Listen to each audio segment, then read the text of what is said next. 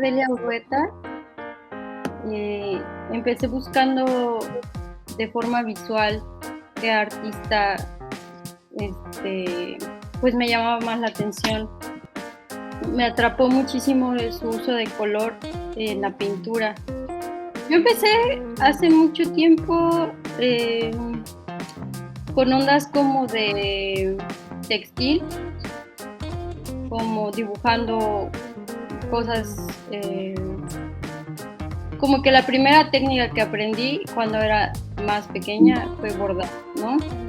Como que era de cajón, no sé, porque mi mamá sabía hacer muchas cosas y íbamos al mercado y ahí estaban las servilletas con las que se bordan, que tienen las figuras ya hechas y los hilos. Y me llamaba mucho la atención y pues eso me enseñaron a hacer primero. Realmente yo me dedico a la escultura y al textil, con muchas ganas de entrarle a la pintura algún día, así como de manera personal. Entonces cuando vi la pintura de Cordelia Urrueta, me enamoré, dije, wow, ¿cómo le hizo, no? O sea, todo lo que ella pone en sus pinturas, como la figura humana, rodeada de atmósfera, de colores, como de mucha magia, como de misticismo, que no se ven rostros, que quedan figuras así como un poco incompletas. Todo eso, o sea, yo siento que yo lo intento hacer o lo hago en mi escultura. Ya de ahí fue que leí su biografía, lo que está como, pues en la red, ¿no? Más como en lo accesible. Y me gustó mucho cómo ella, o sea, cómo fue igual con la inquietud de ir mejorando y mejorando, que siempre estuvo rodeada como de personas que le enseñaron de arte y de cultura. Y también como un aspecto como sociable, que viajó, que enseñó artes, como esas cosas que yo así como que me darían mucho trabajo hacer, pero que admiro mucho a la vez. Entonces pues la escogí a ella así, un flechazo.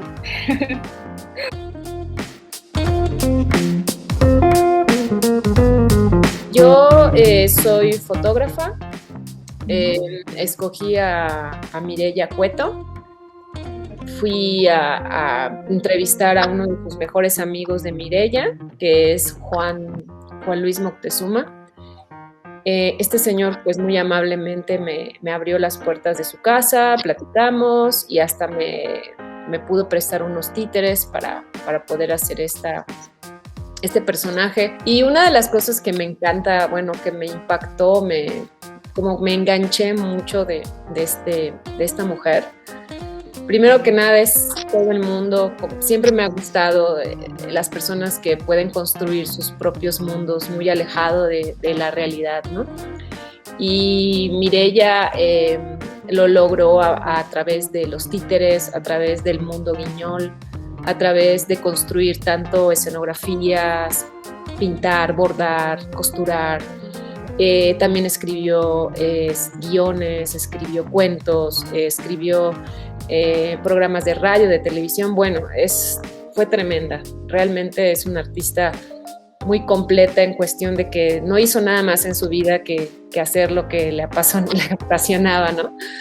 Y eso me encanta, esa idea de esa terquedad de construir tu propia forma de ver las cosas. Me enamoré más de ella sabiendo que es toda una revolucionaria que cree en la infancia, ¿no? Y a través de la infancia quiere aportar su grano de arena a la sociedad, ¿no? Que me encanta esa idea porque yo creo que también es por allá, ¿no? Es así como esa Mireya defensora de los niños, de su infancia, ¿no? Del derecho a soñar, del derecho a tener una vida, una etapa de infancia feliz, ¿no?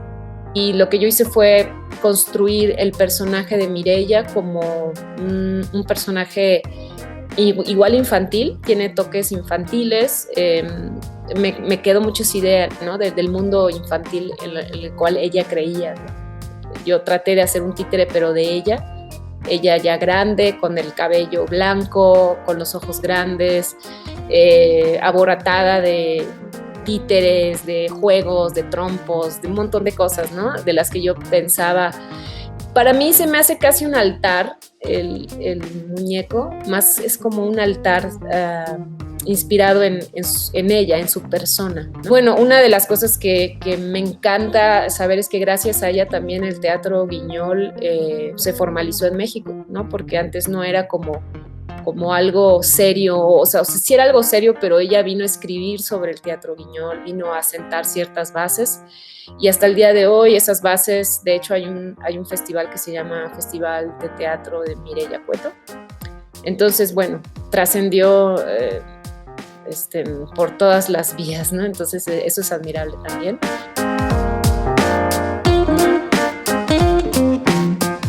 Había hablado sobre Helen Escobedo porque ella incursiona en el arte ecológico, o sea, para decirlo fácilmente, pero yo, bueno, hice una tesis sobre arte ecoestético, entonces analicé varias de sus piezas en donde ella pues habla de esta urgencia medioambiental, ¿no? Y bueno, ya hace unas cosas increíbles y pues hizo una instalación en Reforma con pura basura, o sea, se atrevió como a sacar la basura y ponerla en Reforma para que la gente dimensionara el problema tan grave que tenemos. O sea, lo que más me encantó es que en su visión del arte hay un espacio para todos. Y bueno, ya a la hora de hacer la obra, la verdad también me costó trabajo, porque también es tan variada que también me sentí identificada con ella en esta dispersión de que de repente pues hacía escultura, de repente hacía gráfica, pintura, diseño, maquetas, incluso hasta hizo como, bueno, además de las instalaciones, hizo como un bocho que como que lo mezcló con una bici, o sea, hacía piezas así súper locas, ¿no? O sea, súper, y bueno, además de las esculturas monumentales, hay una en el espacio escultórico y otra forma parte de la Ruta de la Amistad.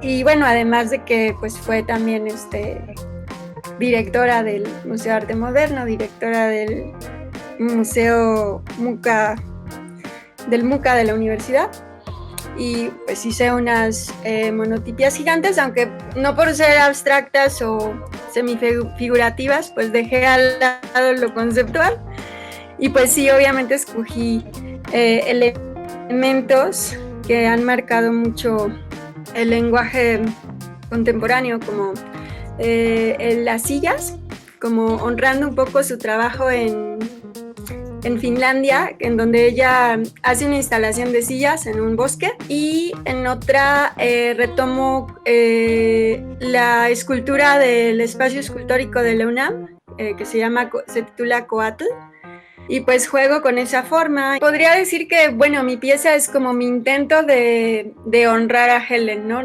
No diría que es como lo más que puedo hacer, sino que en este espacio y tiempo pues pude hacer esto, ¿no?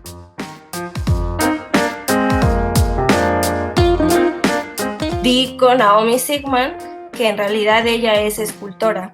Nació en Estados Unidos, en Nueva York, pero su vida como artista sí surgió en México, y a partir de su matrimonio fue que tuvo que emigrar a México, y ahí pues su función al llegar era ama de casa. Se empezó a juntar con vecinos y a empezar a tener relaciones, la cual también estaba ligada a otras mujeres que ya eran artistas, pero artistas pues de hobby. Y ella empezó a descubrir en su jardín, en su garage, un pedazo de madera, y con él empezó a jugar y tallar, y entonces fue que empezó a crear obra. Después incursionó en los metales, en la plata, en el cobre. O sea, siempre fue autodidacta en ese sentido. Y entonces pues empezó a crear de entrada cosas hiperrealistas. O sea, tallaba súper bien un zapato, un vestido, pero su característica o lo que a ella le importaba era como justo estas dualidades entre la percepción del objeto y la función del objeto. O sea, un vestido que al ser como muy ligero de verano, pues lo tallaba en madera, pero su habilidad era como pues muy grande, y entonces pues era impresionante cómo esa ligereza, cómo ese movimiento de la tela lo podía plasmar en un material muy duro. Pero al mismo tiempo siempre estuvo preocupada por la naturaleza. Entonces, a partir de su enfermedad y pues también un poco del cambio artístico evolucionó a las instalaciones.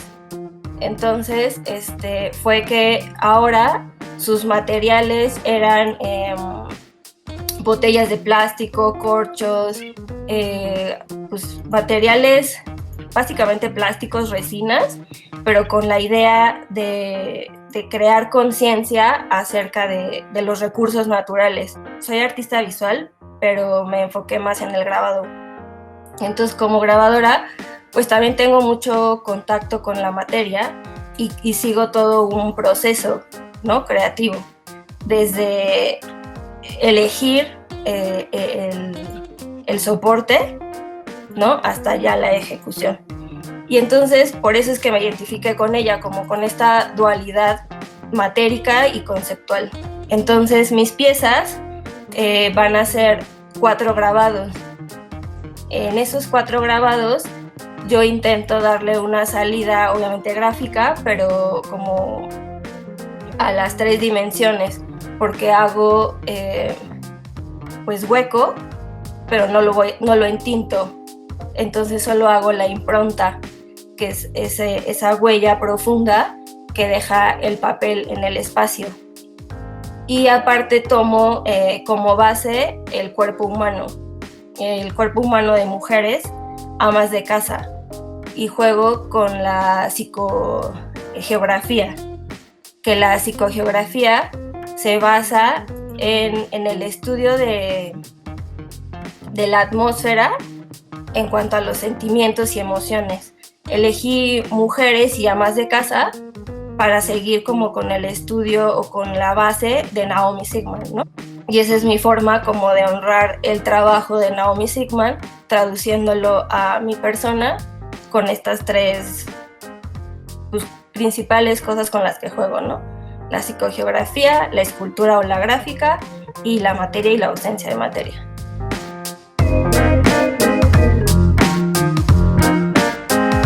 Yo elegí a la pintora mexicana Estrella Carmona Ronzón. Hace unos años fui a una exposición suya y me voy encontrando con unas pinturas de gran formato tremendas, de robots, como en una onda medio muralista, como medio futurista. Y cuando empecé a ver las pinturas dije, ok, ¿quién hizo esto, no? Porque no conocía, pero además yo pensando que era un hombre, porque como era una onda muy mecánica, muy del futurismo, dije, pues, ¿quién es este tipo? Y cuando voy viendo que era Estrella Carmona, dije, ok, hizo miles de cosas, expuso en el extranjero, ganó miles de premios y casi nadie la conoce. Le dije, no, pues yo tampoco la conocía, ¿no? Me llamó mucho la atención porque justo cuando yo dije, bueno, ¿quién es esta persona? Fue porque junto con las pinturas estaban exhibiendo un paquete de cassettes, que era lo que ella escuchaba cuando estaba pintando, y era como música darks, y había muchos cassettes de música que yo escuchaba también, y dije, órale, qué padre está su música, ¿no? Y habían varios que yo no conocía.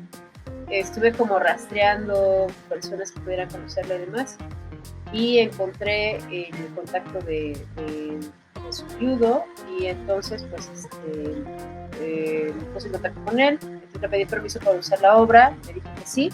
Hubo un tiempo en el que estuvo trabajando en una fábrica en Saltillo o en Durango, no recuerdo ahorita exactamente bien.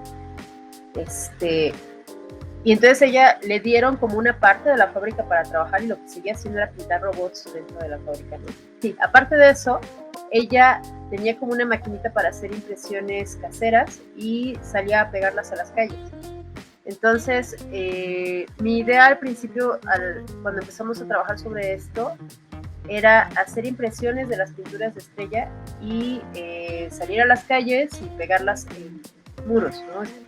Entonces, estuve saliendo por mi cuenta, de repente iba y pegaba algunos de los carteles en las calles, los pegaba en postes, hice, me parece que son 1000 impresiones de 5 pinturas diferentes las que hice, y la idea era pegarla en las calles. Alcancé a pegar muy pocas, y entonces empezó la pandemia, y entonces decidí hacer un cambio en la pieza, y hacer en este caso una especie de acción performance dentro de la sala en la que voy a hacer lo que hubiera hecho en la calle, llegar y pegar los carteles a manera de mural y cuando estén pegados pintar sobre ellos el nombre de Estrella Carmona y su fecha de nacimiento y su fecha de muerte.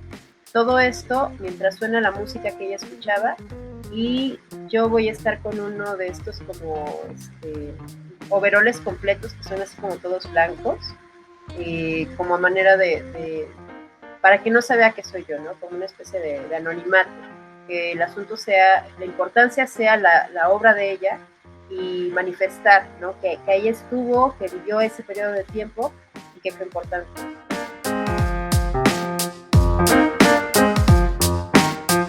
Elijo a Susana Sierra porque en ese momento, cuando estaban estas reuniones del colectivo para elegir a un artista, me interesaba muchísimo la pintura. Y pintura en gran formato. Y Susana Sierra es artista mexicana que estudia en la ENAP. Es una, pues, ganó el FONCA, la Fundación Pollock también tiene, fue alumna de Felgueres. Dentro de toda esta, de este tiempo de los abstraccionistas, pues también fue una de las destacadas. Pero es bien simpático porque en muchos de los libros siempre parece que sus referencias es, Tamayo dijo que Susana Sierra, Felgueres dijo que Susana Sierra, y así como que todas estas frases de los hombres reconocidos me llamaban la atención. También en esta búsqueda coincidió que Susana Sierra estudia filosofía, cuestiones prehispánicas, tiene como esta atracción hacia la estética oriental. Específicamente ella toma mucho estas ceremonias de té y hace un proceso totalmente contemplativo. Y en ese momento me interesaba la contemplación y la meditación. O sea, como que todo fue coincidiendo. Y de alguna manera pareciera que Susana iba dentro del grupo de todos estos artistas abstraccionistas, pero iba al lado, ¿no? Y hay veces que yo me siento así, que estoy como dentro del arte, pero estoy al lado, como a mi ritmo, como a mi singularidad. Y entonces, al estar buscando como su proceso, ella habla que danza con la pintura, pone capa tras capa, va sintiendo la materia, se vuelve gestual, la cuestión caligráfica, bueno, toda esta abstracción, pero al mismo tiempo está con la caligrafía, sin ser la caligrafía. O sea, hay una conexión profunda dentro de la pintura, con el hacer, con el danzar, y un poco así me siento cuando estoy trabajando. Claro, mi formato es pequeño, yo trabajo más el grafito y la acuarela. Soy tímida con el color, justo también me invita Susana Sierra a seguir trabajando con el color, con las transparencias. Y una de las exposiciones que me encanta, que fue la de Campo Energético, que es en el Museo Felgueres, presenta una pieza de 40 imágenes en pequeño formato, rectangular, por lo cual yo tomo esa idea, y son círculos o mundos, que también en ese momento seguía trabajando con los mundos. Y entonces empiezo a trabajar ahí la cuestión de las texturas, las formas, el hacer, la cuestión contemplativa dentro de la obra, y realmente se vuelve una obra totalmente intimista, que simplemente te invita a seguir creando, al seguir haciendo, al seguir conectando, que al mismo tiempo te da un momento de reflexión, que al mismo tiempo es la contemplación.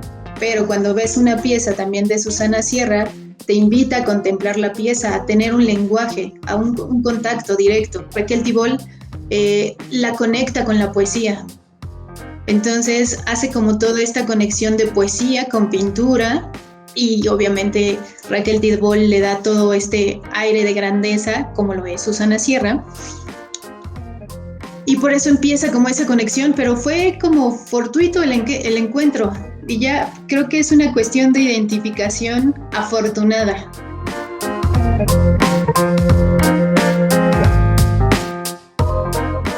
Su vida me pareció fascinante. Desde cómo creció, desde cómo su camino no fue, o sea, sí entró a la Escuela Nacional de Pintura, pero le expulsaron, y entonces como que su camino fue, pues no se fue por el mainstream, sino que como que ella se fue haciendo su camino aparte, y también fue... le dio una grandísima importancia a la educación y le dedicó toda su vida. Me gusta mucho a mí la pintura en gran formato y entonces me interesé mucho en sus murales, pero al leer su poesía fue donde realmente me identifiqué, porque ella habla como que sus poemas ya son algo mucho más íntimo, ya de su experiencia con la muerte, de sus recuerdos de cuando era niña, de cómo eran esos amaneceres en el desierto y crecer en parras, etc. Y a mí fue lo que así en ese momento me hizo clic, así sí, a mí, o sea, como mujer que fui a escuela católica toda la vida y que te enseñan que cuando te mueres vas al cielo con papá Dios y todo está bien y bla, y de pronto cuando se te abre el mundo y ves que la vida es diferente, como que es un choque, pues darle sentido, ¿no? O sea, ¿qué sentido entonces tiene la vida? ¿Qué sentido tiene la muerte? Y hay un poema de Aurora que me gustó mucho, que se llama La máscara desnuda, que habla un poco de este caminar que tenemos junto a ella y que nacemos con ella y que en algún momento nos vamos a volver a encontrar y que, o sea, como algo, pues que es parte de nuestra vida y que vamos caminando juntos y pues ya a mí eso fue lo que me llamó mucho la atención y entonces retomé un poco el gran formato de Aurora e hice una especie de mural, pero que se desdobla. Retomé como algunos elementos del poema, de las máscaras, de los amaneceres del desierto, de la magnolia, que es el árbol donde está enterrada Aurora en Coyoacán, y varios así como elementos para hacer como un cuento, digamos, que irlo recorriendo y más o menos imaginarse un poco lo que ella vería. Llegué a trabajar a un lugar, a una casa en Las Águilas, que iba a abrir como residencia artística, y resultó que esta casa era la casa de Annette Nancarrow. Y pues yo nunca había oído hablar para nada de Annette Nancarrow, y cuando me empezaron a contar su historia, o sea, he tenido la suerte de que, bueno, su hijo y su nuera viven ahí en esa casa, y bueno, ellos me empezaron a platicar sobre Annette, y ahí tienen pinturas de ella y todo, y fue como, ¿por qué nadie sabe de esta mujer? ¿No? O sea, ¿por qué yo nunca había escuchado de ella? ¿Por qué no la he visto en ningún libro, en ningún nada, ¿no? Tuvo una exposición en la Galería de Arte Mexicano y alguna experiencia extraña, bueno, mala tuvo, que su hijo me decía, nunca se nos ocurrió preguntarle qué fue lo que le pasó o qué le hicieron o qué, pero fue tan fuerte que ella decidió no volver a exponer jamás en México. También como en la época donde yo platiqué con la familia, estaba muy fuerte el movimiento de Me Too y empecé a pensar tal vez fue una experiencia similar, acoso tanto sexual como laboral, ¿no? O sea, de cualquier tipo. Además, Annette pintaba mucho toros y toreros, como que le quita un poco esa violencia, ¿no? Que se vive en los toros y lo hace más femenino de cierta forma. Entonces lo que yo me empecé a imaginar era como a Annette como una mujer fuerte, como un toro, ¿no? Que ha sido lastimada. La performance es pues soy yo como con las banderillas del torero, ¿no? Que clavan a los toros, las traigo colgadas y me las voy quitando y esas banderillas están forradas de rojo, ¿no? Como pues en alusión a la sangre, pero adentro, o sea, yo les quito esa tela roja y adentro tienen cosas ya como más coloridas, porque además Annette hacia joyería, ¿no? Y la idea es como que de estas banderillas que se usan para lastimar, transformarlas y hacer un collar, ¿no? Que es un collar para Annette. Como esta transmutación de lo que te lastimó en algo que te haga orgullosa y que te haga seguir adelante de cierta forma. Hay un soundtrack de voces de mujeres en español y en inglés, de entrevistas que yo hice justo de mujeres que están en el mundo del arte y qué obstáculos han tenido que enfrentar. Y empieza como pues una por una y de pronto se van encimando y se hace como un caos, así como el que de pronto también tenemos en la cabeza, ¿no? Es el soundtrack para la acción.